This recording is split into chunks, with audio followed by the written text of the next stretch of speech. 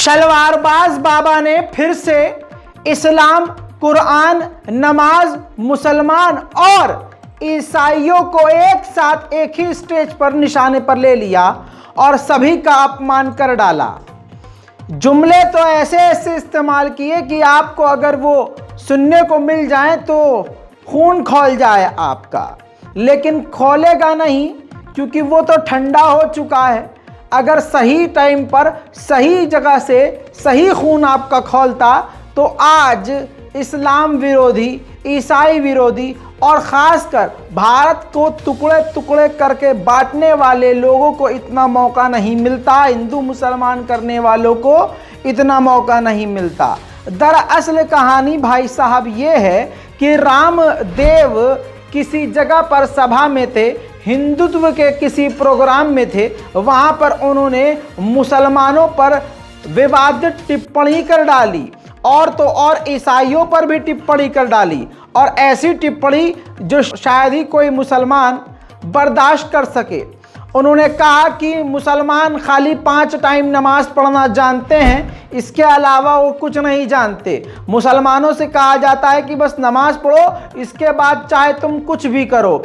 मुसलमान नमाजी बनते हैं लेकिन आतंकवादी भी बन जाते हैं, सारे गलत काम करते हैं लेकिन नमाज नहीं छोड़ते हैं। उनको लगता है कि बस नमाज पढ़ो और लव जिहाद करो, हिंदू लड़की उठा लाओ, ये करो वो करो, सारी उन्होंने बातें कह डाली। और ये भी कह दिया कि ये कहते हैं कि जन्नत मिलेगी, ऐसी जन्नत से जहन्नम बेहतर है। हमारा सनातन धर्म हमको ये नहीं सिखाता है। इसी के साथ साथ इन्होंने ईसाई धर्म पर भी गंदी टिप्पणी कर डाली। कहा कि ईसाई धर्म ऐसा धर्म है जो इनके गिरजाघर में जाओ और सुबह से शाम तक मोमबत्ती लेके खड़े हो जाओ और पाप आपके धुल जाएंगे।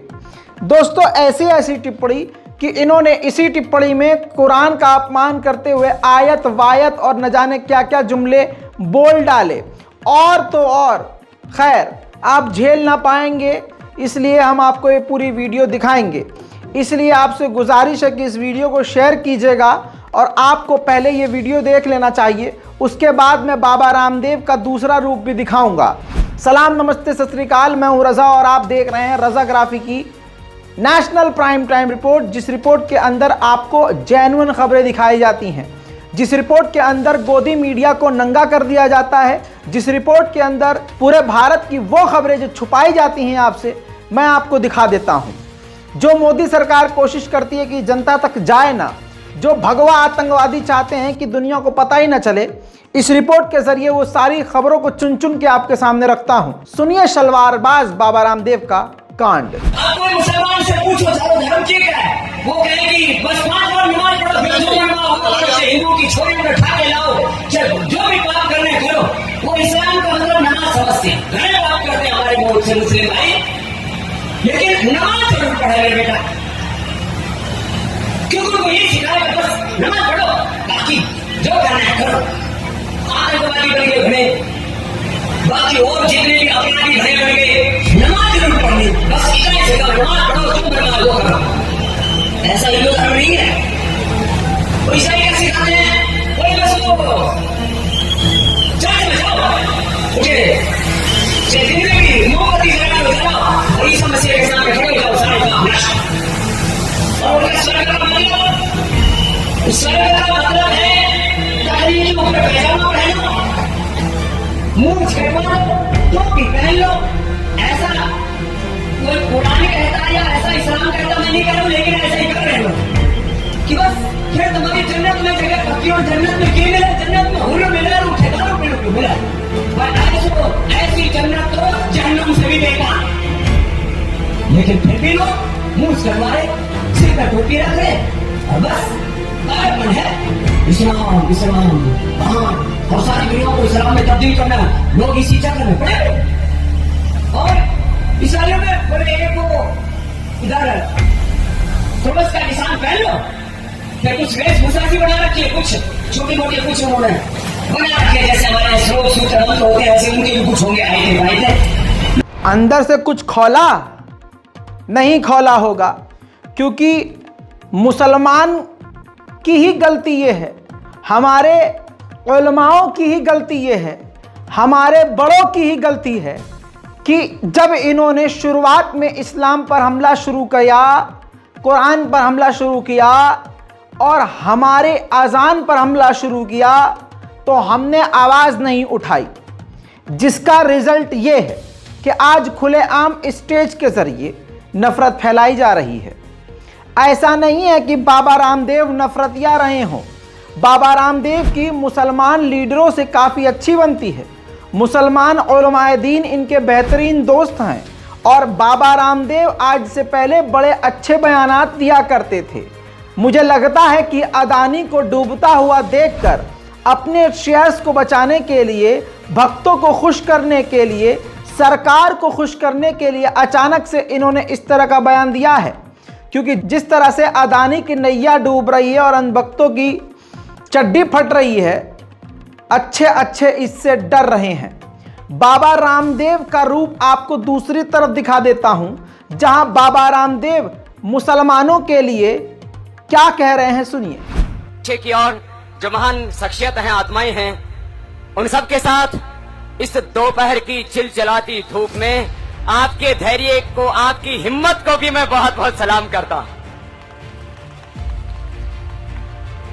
सभी मेरे मुस्लिम भाइयों को अस्सलाम वालेकुम और मेरा प्रणाम है, आपको नमस्ते है।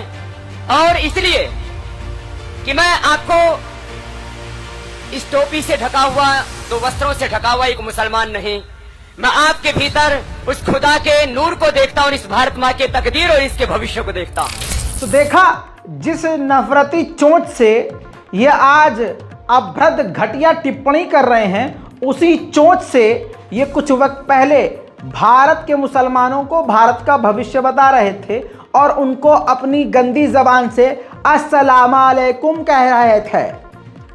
आपको बता दूं कि ये इनका पहला बयान नहीं, इनके लाइव बयान मैंने भी दिल्ली में सुने। मौलाना सैयद कल्बे रुशैद रिजवी शिया समुदाय के एक सीनियर मौलवी हैं, उनको आप अक्सर टीवी चैनलों पर देखते हैं, बेहतरीन बयान देते हैं और लोगों को जोड़ने का काम करते हैं।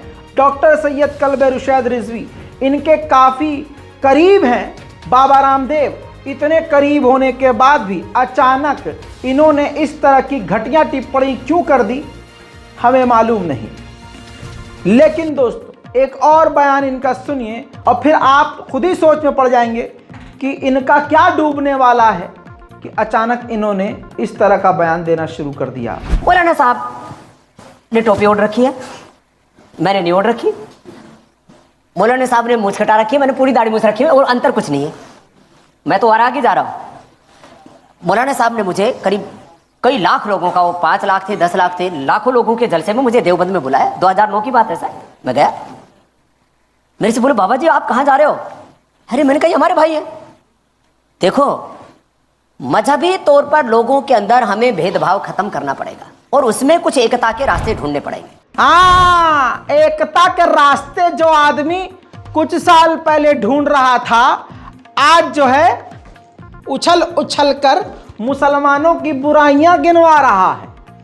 लेकिन कमाल ये है, हाथ जोड़कर मेरी उलमाए दीन से गुजारिश है कि इनको ज़रा प्यार से समझाएं अपने मित्र को कि भाई साहब अपने शेयर्स बचाने के लिए कुरान और इस्लाम पर आक्रमण मत करो। दोस्तों, उलमाए दीन के साथ, मौलवियों के साथ इनका बहुत गहरा उठना बैठना है।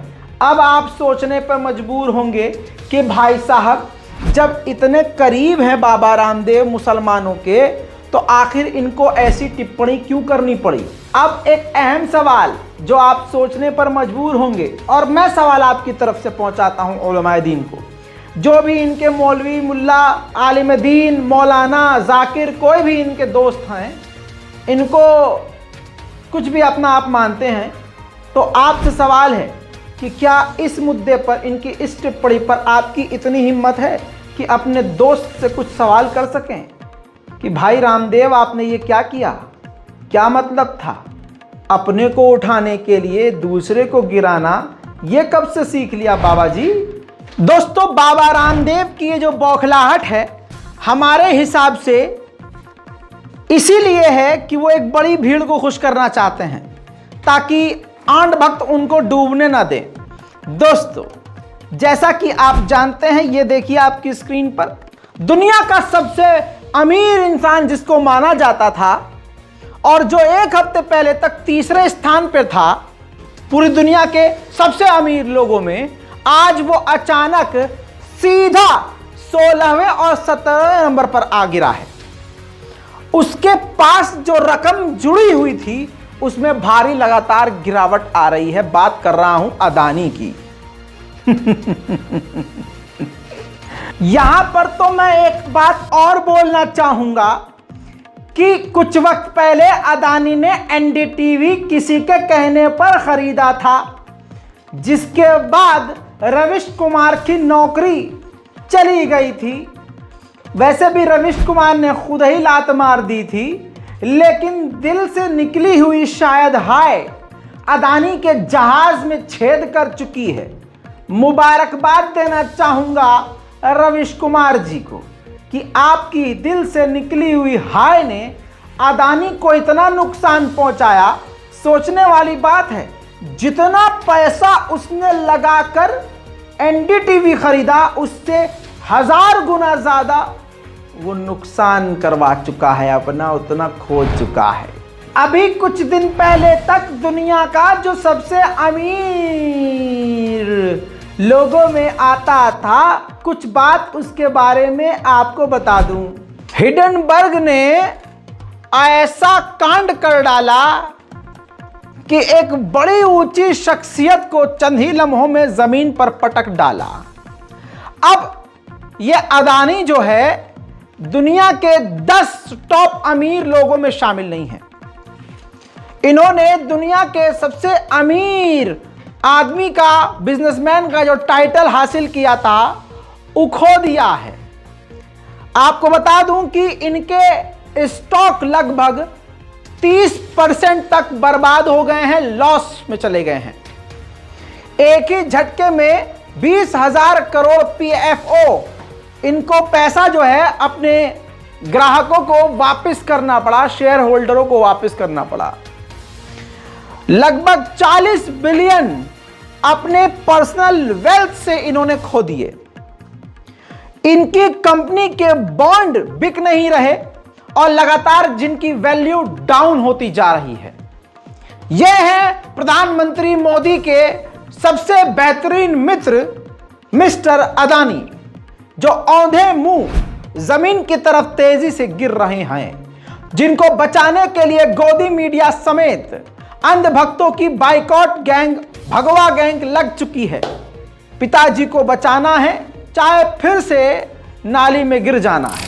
मजाक लग रहा है तो ये देखिए, फेक ट्रेंड, जी हां, फेक ट्रेंड करवाने की कोशिश की गई। हैशटैग, वो फेक हैशटैग है अदानी स्टैंड्स विद इन्वेस्टर। जी हां, सभी के सब ये फेक ट्रेंड है जो कि आईटी सेल के बॉट्स द्वारा करवाए गए हैं।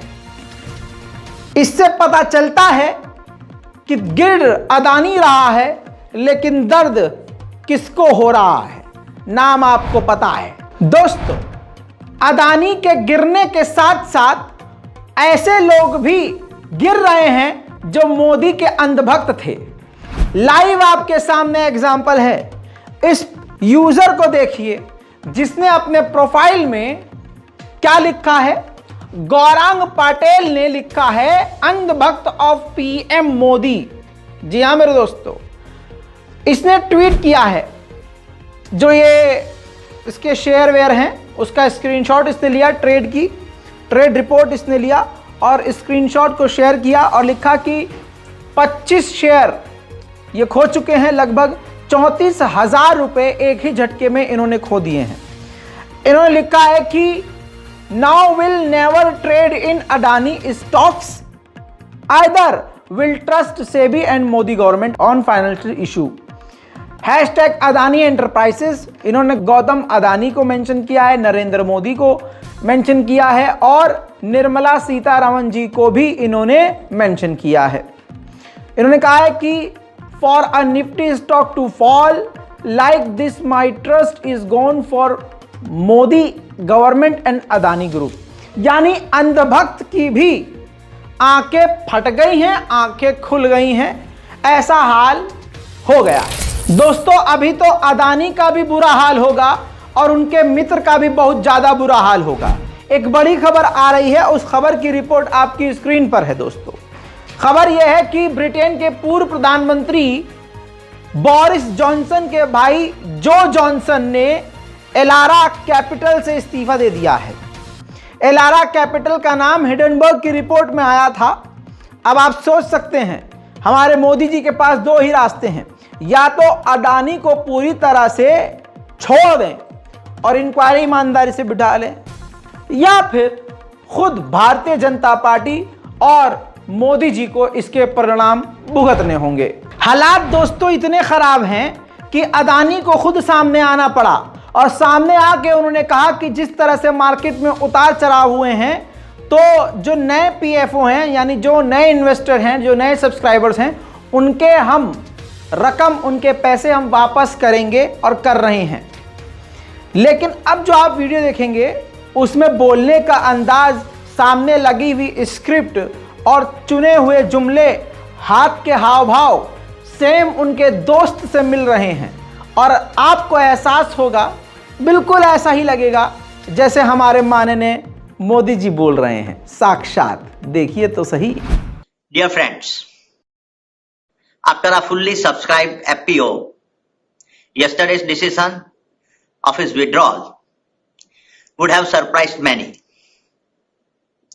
But considering the volatility of the market seen yesterday, our board strongly felt that it would not have been morally correct to proceed with the FPO. In my humble journey of over 4 decades as an entrepreneur, I have been blessed to receive overwhelming support from all stakeholders and particularly the investor community. It is important for me to confess that whatever little I have achieved in life is due to the faith and trust reposed by them. I owe all my success to them. For me, the interest of my investor is paramount. दोस्तों देश, दुनिया, जनता को सब कुछ समझ में आ गया है और अगर अभी भी समझ में नहीं आया है तो कांग्रेस ने एक ट्वीट सही किया है, जिस ग्राफिक्स के जरिए जनता हर चीज को समझ रही है। ये है वो, लिखा है एक, ये बहुत फेमस, आप जानते हैं, दोस्ती वाला नजर आ रहा है आपको? देखिए क्या लिखा है, ये दोस्ती हम नहीं तोड़ेंगे। गाड़ी पर 2 लोगो हैं। ऑब्वियसली मुझे बोलने की ज़रूरत नहीं है, आपको समझ में आ गया है। और ये दोस्ती हम नहीं तोड़ेंगे ये इसलिए बोला गया है क्योंकि इतना बड़ा स्कैम होने के बाद, देखिए देश का प्रधानमंत्री हमारा खामोश है। देश में जो कुछ भी बड़ा बड़ा कांड होता है, हमारे माननीय मोदी जी एकदम खामोश रहते हैं। आवाज़ तो ये उठाई जा रही है कि अदानी का पासपोर्ट जब्त किया जाए, देश का पैसा लेकर फरार हो सकता है अगला आदमी। हालात गंभीर हो रहे हैं। इसी बीच एक यूज़र है ट्विटर के, उन्होंने जो बात कही है उससे मेरी तो निकल गई थी, हाँ हंसी की बात कर रहा हूँ, आपकी भी निकल जाएगी। इन्होंने ट्वीट किया है, हेलो नरेंद्र मोदी जी, मैं अदानी का दोस्त बोल रहा हूँ। अदानी ने सर्फ खा लिया है। जी हाँ, अदानी ने सर्फ खा लिया।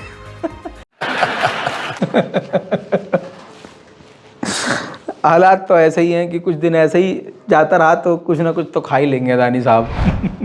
दोस्तों मजाक की बात एक तरफ, लेकिन अगर आपका पैसा बैंकों में है तो जरा इस ग्राफिक्स पर नजर डालिए। बैंक भी खतरे में पड़ रहे हैं। अदानी की वजह से गहराया पीएसयू पर संकट। देखिए बैंक ऑफ बड़ौदा खतरे में है, कैनरा बैंक खतरे में है, पंजाब नेशनल बैंक को भी झटका है, यूनियन बैंक भी नीचे जा रहा है और स्टेट बैंक का क्या ही कहना। खैर हालात बिगड़ रहे हैं और बिगड़ते जा रहे हैं। लेकिन आपको अंधेरे में रखा जा रहा है। आपसे गुजारिश है कि अंध भक्त मत बनिएगा, अपने ये बैंक पर सही से नजर रखिएगा। आपको अगर ये बात ऐਵੇਂ ही लग रही है कि रजा भाई मन से कह रहे हैं अपने, तो रुक जाइए। ये देखिए, आरबीआई भी टेंशन में आ गया है, आरबीआई अलर्ट पर हो गया है। आरबीआई ने अदानी ग्रुप से पूछ लिया है कि भाई साहब कितना उधार लिया है, बल्कि उन बैंकों से भी पूछा है। ज्यादातर जितने भी बैंक हैं ऑफ कोर्स सब आरबीआई के अंडर आते हैं, तो आरबीआई ने सभी बैंकों के ग्रुप से पूछ लिया है कि आप लोगों ने कितना कितना पैसा अदानी ग्रुप को दिया है, कितना लोन दिया है, क्योंकि ये अब नेशनल इशू है। जाहिर सी बात है, इस देश का सबसे बड़ा घोटाला। और ये दोस्त किसका है अदानी, मुझे बताने की जरूरत नहीं। दोस्तों, पूर्व आईपीएस विजय शंकर सिंह ने जो बात कही है वो सोचने और ध्यान देने वाली है। पूर्व आईपीएस ने कहा कि जब अदानी के पोर्ट पर 3000 करोड़ की ड्रग्स मिली थी, तब भी कोई ईडी, क्राइम ब्रांच, सीबीआई कोई इंक्वायरी ही नहीं हुई थी। और आज भी ईडी सो रहा है, क्राइम ब्रांच सो रही है, इन्वेस्टिगेशन एजेंसियां चुप हैं और सरकार सो रही है पूरी तरह से। सवाल यह है कि आखिर ऐसी चुप्पी क्यों? क्योंकि अदानी सबसे बड़ा इन्वेस्टर भारतीय जनता पार्टी का है। इसके बाद दोस्तों, अदानी को आप ये देखिए, अदानी के मैटर पर कोई भी गोदी मीडिया बोल नहीं रहा। मोदी सरकार से औकात नहीं कि कोई सवाल कर सके। ऐसे में श्याम मीरा सिंह, स्वतंत्र पत्रकार, हमारी तरह ही एक नौजवान जो बेहतरीन तरीके से अपने फील्ड में काम कर रहा है, बिना डरे बिना रुके सच सामने ला रहा है। पिछले 6-7 दिनों से अलग अलग रिपोर्ट उसने करी, जिसके बाद उस श्याम मीरा पत्रकार ने ट्वीट किया। ये इन्होंने ट्वीट किया श्याम मीरा सिंह ने, चौकीदार ही चोर है। फिर उसके बाद कई ट्वीट हुए हैं और उन्होंने लिखा है मज़ाहिया अंदाज में कि ये हैशटैग रोकना है। इसके बाद जो जनता जागी हुई थी, उन्होंने जमकर ये ट्वीट करना शुरू कर दिया कि चौकीदार ही चोर है। अब ये बात बुरी लगनी तो थी ही, लेकिन इस बार Bharatiya Janata party BJP IT cell के ऊपर एक लौता पत्रकार भारी पड़ गया, और कहूं तो ये कि सच्चे लोग भारी पड़ गए। इस बार ये हुआ कि एक साथ हजारों लोगों ने चौकीदार ही चोर है ट्वीट कर डाला, जिसके बाद ये ट्रेंड करने लगा। देखते ही देखते 85 से 1 लाख के बीच में ट्वीट हो चुके थे। ये मैं आपको कल रात का आंकड़ा बता रहा हूं, अभी तो आप जाकर खुद देख लीजिएगा। इसके बाद अंधभक्तों के छेद में, मुंह के छेद में, यार तुम एकदम दूसरी जगह चले जाते हो। मुंह के छेद में रॉकेट घुस गया, तड़प हो गई, बेचैनी हो गई, और फिर इन्होंने सीधा श्याम मीरा सिंह पर ही ढावा बोल दिया और इन्होंने श्याम मीरा सिंह के खिलाफ ट्रेंड करवाया। श्याम मीरा मीठा है, श्याम मीरा मीठा है। श्याम मीरा को लेकर उन पर पर्सनल टिप्पणी करने लगे, और भारतीय जनता पार्टी, आरएसएस और बीजेपी आईटी सेल जिस चीज़ के लिए जानी जाती है अपनी गंदगी की वजह से, वो सारी गंदगी इन्होंने श्याम मीरा मीठा है के हैशटैग में दिखाना शुरू कर दिया। लेकिन ये हैशटैग देखते देखते, ये ग्राफिक्स, ये नंगापन देखते देखते मेरे दिमाग में एक ही सवाल आया कि श्याम मीरा अगर मीठा है तो तुम्हें चूसने की क्या जरूरत थी भाई? जब तुमने चाटा चूसा तभी तो तुमको पता चला कि मीठा है कि खट्टा है। तू समझा? हाँ। नहीं, तू समझा नहीं। है भैया जी आप तो। दोस्तों, अब यहां से बुजुर्गों से गुजारिश है, आपके घर में अगर कोई आपकी बेटी है, मुस्लिम लड़की है, मेहरबानी करके उसको स्क्रीन के सामने बिठा दीजिए। हाथ जोड़ रहा हूं आपके आगे, देखिए हाथ जोड़ रहा हूं ऐसे, मान लीजिए मेरी बात। और अगर वो घर से बाहर है, कॉलेज गई है, इंस्टीट्यूट गई है, स्कूल गई है, तो तो जब वो आ जाए तो उसको ये वीडियो ज़रूर दिखाइएगा।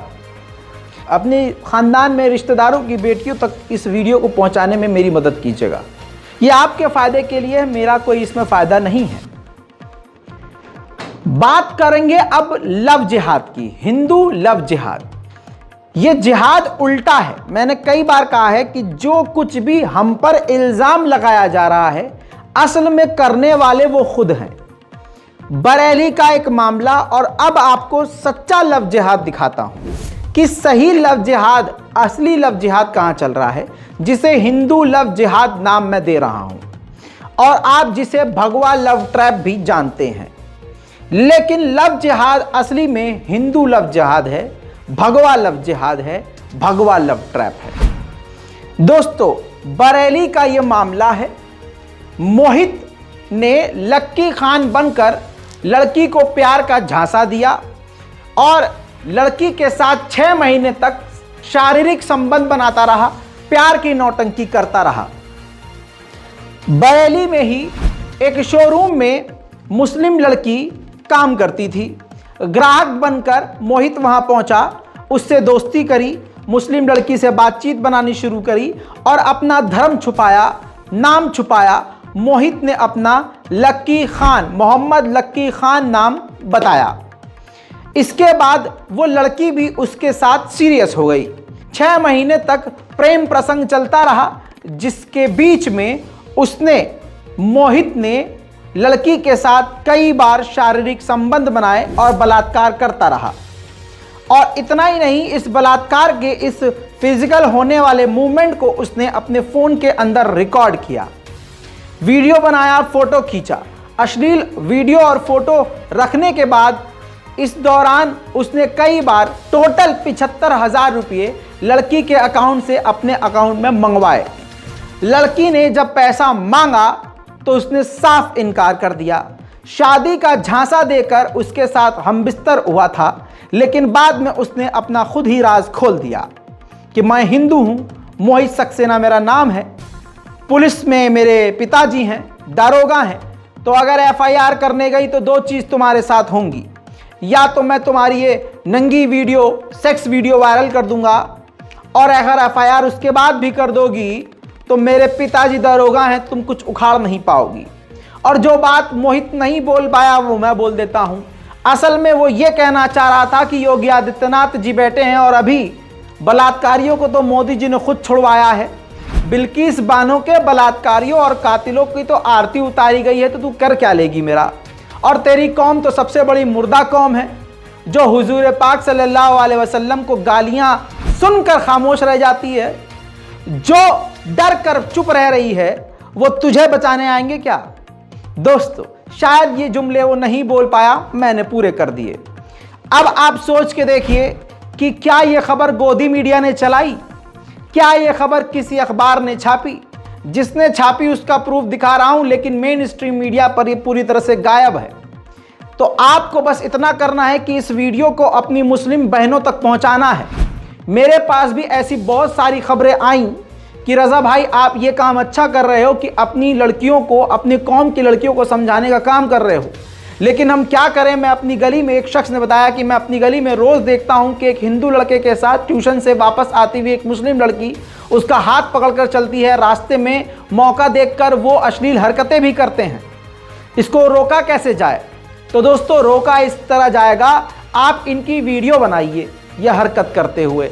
यह हरकत करते हुए आप जब वीडियो बना लेंगे तो उस लड़की के घर पर भी आप पीछा करते हुए जाइए और सीधा उसके परिवार को उस वीडियो को दिखा दीजिए। कुछ बोलने की जरूरत है ही नहीं, बाकी काम उसके घर वाले खुद देख लेंगे।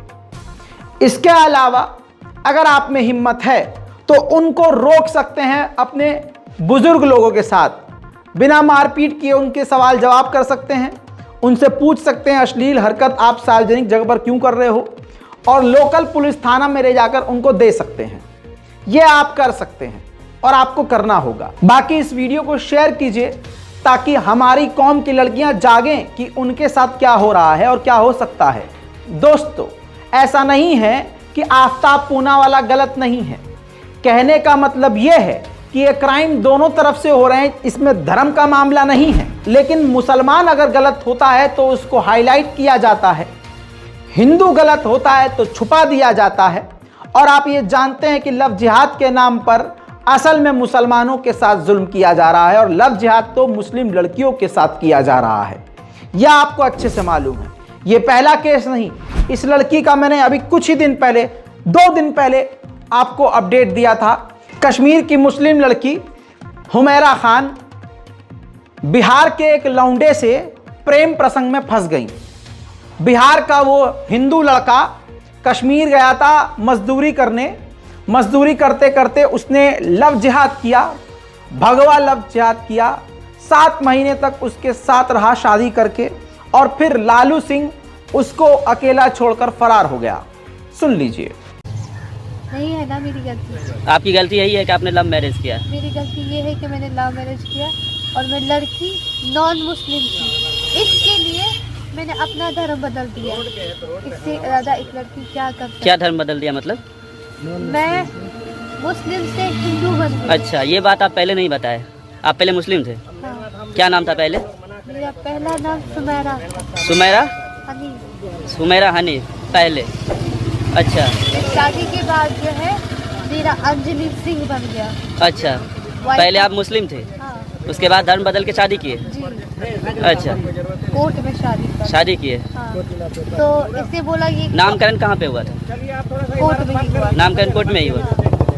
तो कोर्ट में जो है, मुसलमान लड़कियों से गुजारिश है, हाथ जोड़कर जरा दिमाग पर जोर डालिए।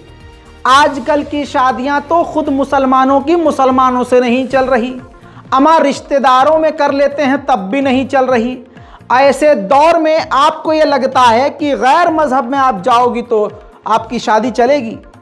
अजीब बर्बाद होंगे आप। यहाँ तो हो सकता है कि अपने मजहब में रहो तो ऑप्शन रहे कि हाँ बातचीत करके मामला ठीक कर सकेंगे, माँ बाप आपके साथ खड़े रहेंगे। लेकिन उधर जाने के बाद आप दीन के भी गद्दार, घर वालों के भी गद्दार, और फिर आप तन्हा और अकेला रहेंगे। किस मुंह से परवरदिगार से आप अल्लाह से मदद मांगेंगी, जिस अल्लाह के इस्लाम को धोखा देकर आप एक नजिस इंसान के साथ चली गई। उधर हैदराबाद की उस्मानिया यूनिवर्सिटी में बीबीसी की डॉक्यूमेंट्री को दिखाने के लिए, स्क्रीनिंग करने के लिए जब स्टूडेंट्स ने कोशिश करी तो पुलिस वालों ने वही किया जो मोदी जी ने कहा था।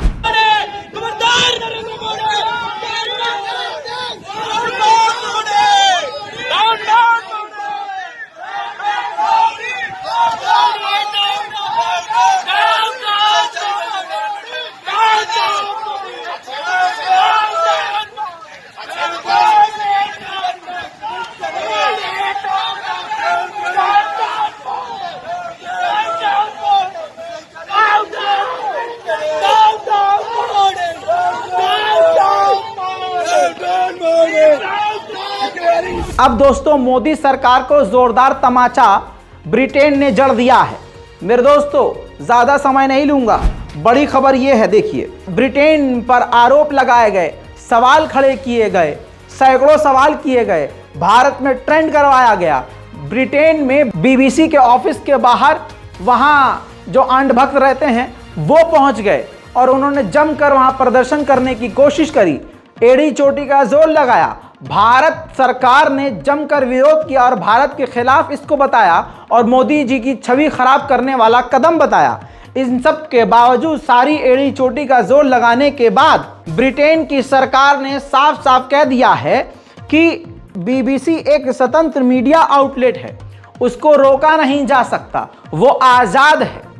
दोस्तों, ये एक लाइन मोदी सरकार के लिए कितना बड़ा झटका है, मुझे आपको बताने की जरूरत नहीं है। उधर अपने बयान के मुताबिक, और अगर सच्ची जबान होती तो जिस बाबा को आज इस वक्त जिंदा नहीं होना चाहिए था, समाधि लेकर मर जाना चाहिए था। जी हाँ, जिस बाबा की बात कर रहा हूँ, उन बाबा ने पिछले साल कसम खाई थी कि अगर इसी साल हिंदू राष्ट्र घोषित नहीं किया गया तो मैं जल्द समाधि ले लूँगा और मर जाऊँगा।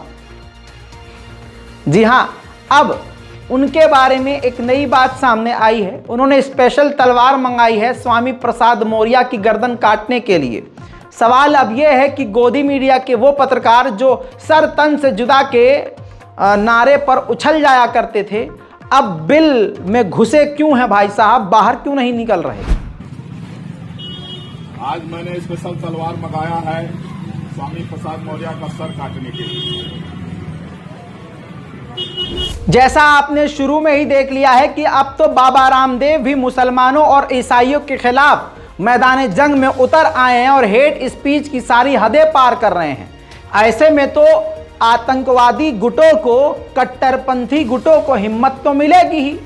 अब राजस्थान के एक इलाके का मामला सामने आया है कि क्रिश्चियंस अपने धर्म स्थल के अंदर प्रार्थना कर रहे थे, आसपास के वहां पर उपद्रवी पहुंच गए, अराजक तत्व पहुंच गए और उनसे बहस करने लगे कि आप ये सब यहाँ नहीं कर सकते, माइक में नहीं कर सकते, ये नहीं कर सकते। किस तरह से प्रार्थना रोकी जा रही है, लोगों को, ईसाइयों को परेशान किया जा रहा है। राजस्थान से भी तस्वीर देखिए। हम भी माँ से परेशान थे, हमें उस चीज से आनंद मिलता, शांति मिलती है, हमें उस चीज से हम छुटकारा। अपने घर के अंदर कुछ भी करो, तो घर के अंदर ही करते, हम बाहर गली में नहीं करते, आप अंदर करते हैं। इनका कहना ये है कि वो लड़ कर रहे हैं, वो लड़ कुछ भी नहीं है सर, ऐसे कुछ भी नहीं है। वो लड़ जब पवित्र आत्मा अगुवाई करता है ना, जब पवित्र आत्मा उतरता है तो अपने आप आवाज निकलती है मुझे, निकलती है आवाज निकलती है ना, आवाज निकलती है। मैं झूठ नहीं बोलूंगी क्योंकि पवित्र आत्मा जब उतरता है ना तब निकलता है। हम गाते भी हैं, ऊंची ऊंची गाते भी हैं,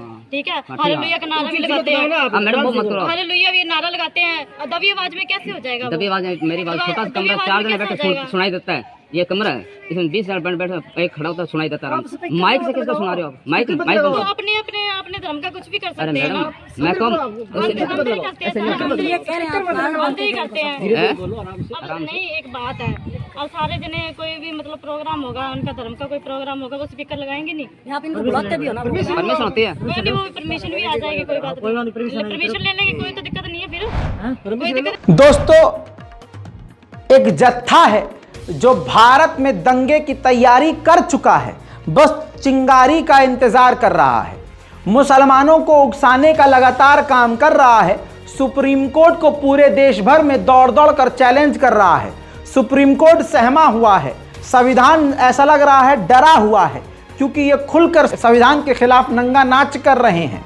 लगातार पिछले 2 हफ्ते से संविधान को गाली देने वाला शख्स, कानून की धज्जियां उड़ाने वाला शख्स, सुप्रीम कोर्ट के जज की अवमानना करने वाला शख्स, अपने आप को पत्रकार कहने वाला, इजरायली और दुनिया भर की खतरनाक मशीन गन और हथियारों को रखने वाला तथाकथित पत्रकार सुरेश चक्रवाणे अब नया ऐलान कर रहा है, जिससे दिल्ली में खतरा बढ़ गया है। और उसके इस खतरे से पहले ही मैं ये रिपोर्ट दे रहा हूं।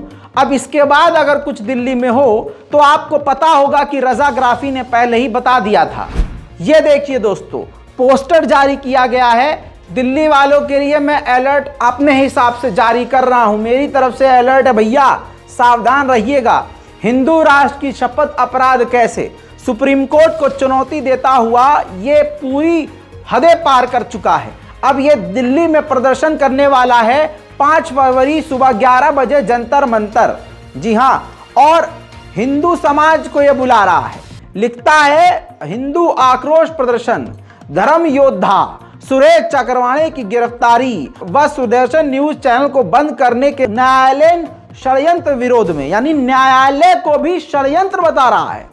हिंदू आक्रोश प्रदर्शन, आप सभी से अनुरोध है अधिक से अधिक संख्या में पहुंचकर सुरेश चक्रवाणे का समर्थन करें।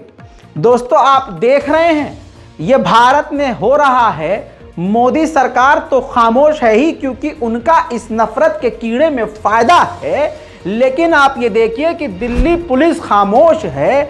आप ये देखिए, ये कानून के खिलाफ, सुप्रीम कोर्ट के खिलाफ सड़क पर उतर रहा है और हिंदू समाज के लोगों को ललकार रहा है कि आओ मेरा साथ दो इस कानून के खिलाफ, इस संविधान के खिलाफ, इस कोर्ट के खिलाफ। लेकिन हमारा अफसोस के साथ जो कोर्ट है, न्यायाधीश है, वो अभी तक पूरी तरह से खामोश है। उधर दोस्तों कौवा, माफ कीजिएगा, ये जो भी बाबा हैं रॉन्ग नंबर वाले, इन्होंने माफी मांगी है।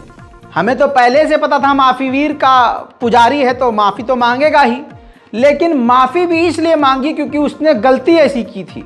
भावनाओं में इतना बह कर कौवे की आवाज निकालते हुए कुछ भी बोल देने वाला ये बाबा माननीय संत तुकाराम, श्री संत तुकाराम के बारे में गलत टिप्पणी कर गया। इन्होंने अपने प्रवचन में तुकाराम जी का अपमान करते हुए कहा कि उनकी पत्नी उनको खूब पीटा करती थी, जिसके बाद लोगों ने जब आलोचना करी तो इनको तुरंत माफी मांगनी पड़ी। माफी वीर। अब दोस्तों मैं आपको लव जिहाद दिखा देता हूं। अब ये आपको डिसाइड करना है और पैखाना खोरों को डिसाइड करना है कि ये कौन सा लव जिहाद होगा। दोस्तों MS रमिया हॉस्पिटल कर्नाटक का ये मामला है। मेरे दोस्तों सुसाइड कर लिया है वहां की एक डॉक्टर ने, यंग लड़की, खूबसूरत लड़की जिसने अपना अभी करियर शुरू किया था, जी हां, सुसाइड करने पर मजबूर हो गई। अब आपको बताता हूं कि क्यों। नाम है इनका डॉक्टर प्रियांशी त्रिपाठी, लखनऊ उत्तर प्रदेश की रहने वाली, लेकिन वो नौकरी के लिए यहां आई थी। दूसरा आपको बता दूं, डॉक्टर वहीं पर काम करने वाला डॉक्टर सुमित लगातार हरेस कर रहा था कि मेरा प्रपोजल एक्सेप्ट कर लो, रिलेशनशिप में आ जाओ, लेकिन महिला डॉक्टर नहीं मानी। डॉक्टर प्रियांशी त्रिपाठी नहीं मानी।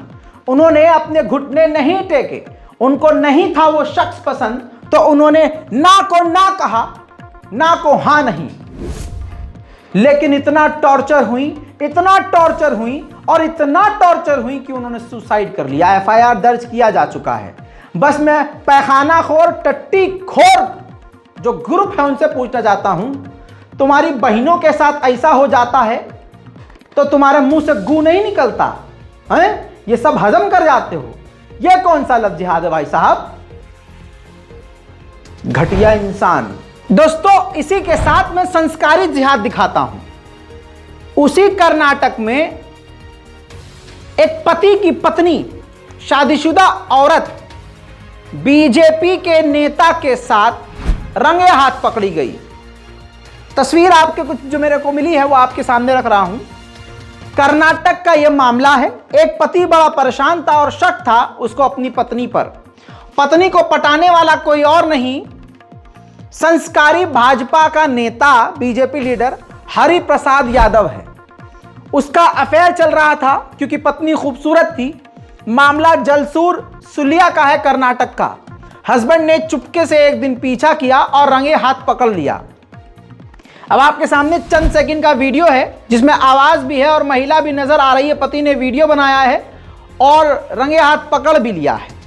भारतीय जनता पार्टी का संस्कारी नेता हरि प्रसाद वहां से फरार हो गया है। बेचारे पति ने FIR किया है, लेकिन करे क्या जब बीवी ही बेवफा निकल गई। और भारतीय जनता पार्टी के सभी लोगों से मैं कहना चाहूंगा, अपनी पत्नियों को संभाल के रखो। या तो ये बलात्कार कर जाते हैं आपकी बहन बेटियों का, या फिर ससुरे उड़ा ले जाते हैं। तो थोड़ा ध्यान से, क्योंकि ये पता नहीं कौन सा जिहाद है, हमको मालूम नहीं है। साथ ही दोस्तों इस देश में आज आपको फिर से साबित कर रहा हूं, जो देशभक्ति का नारा लगाते हैं वही आज के दौर में सबसे बड़े गद्दार हैं। जो राष्ट्रवाद की बात कर रहे हैं वो ससुरे गद्दार हैं। देश के सेना की इज्जत की बात कर, सेना की सेना का अपमान। और हमारे भारतीय सेना का हाल क्या है मैं आपको बताता हूं। बॉर्डर पर सिक्किम में हमारा सैनिक तैनात है एक, उसकी कहानी बता रहा हूं। यहां बिल्डर ने उसके घर और जमीन पर कब्जा किया हुआ है। वो सैनिक परेशान है, कंप्लेन कर रहा है, सुनवाई नहीं हो रही है। सैनिक की सुनवाई भी नहीं हो रही है। ग्वालियर का मामला है। सेना के जवान का कहना है कि टेंशन में ना मैं ड्यूटी कर पाता हूं ना कोई काम कर पाता हूं। सुनिए। आप रजिस्ट्री कर दो तो बोले ना कि अगर वकील बता रहा है तो वकील से ले लो, मेरे पास में आने की ज़रूरत नहीं है। मेरे पास आपका कोई प्लॉट नहीं है, मेरा कुछ नहीं है आपसे लेना देना। ना तो मैं घर पर छुट्टी टाइम से सही तरीक़ा से काट पाता हूँ, ना ही मैं ड्यूटी सही ढंग से कर पा रहा हूँ। मैं तनाव के अंदर हूँ।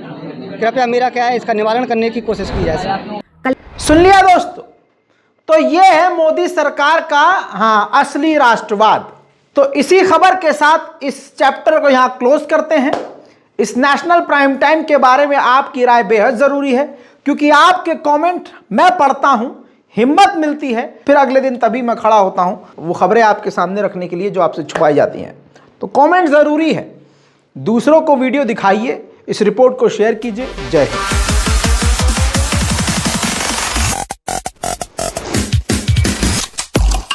तेरा बाप आया।